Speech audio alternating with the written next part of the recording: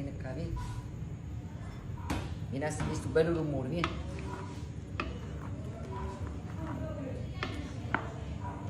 E che carbonara oggi, mamma, vedete un guanciale, però pigliate che lo buono, mi raccomando.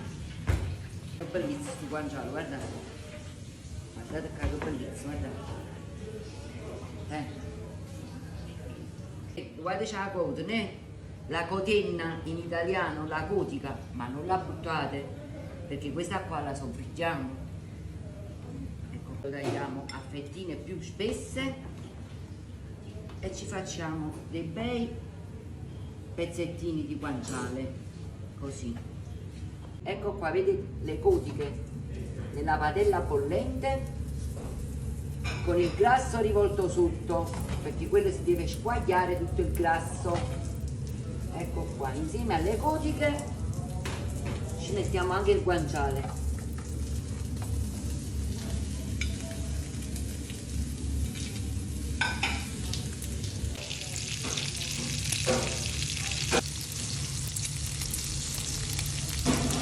Separiamo i tuorli dall'albume perché dobbiamo fare la carbocrema.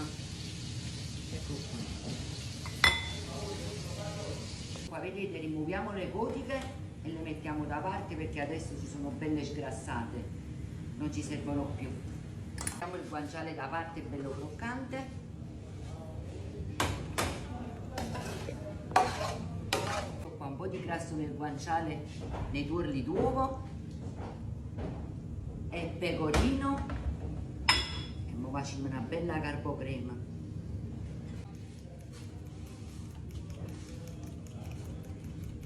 Un po' di pepe alle uova e continuiamo a sbattere.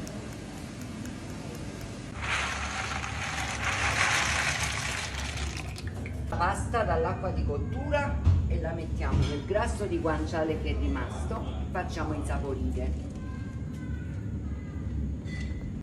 Il guanciale, il grasso del guanciale e la pasta si sta insaporendo.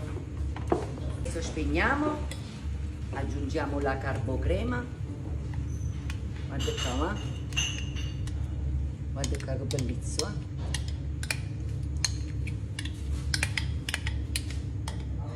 Carbocrema e tutto il guanciale croccante.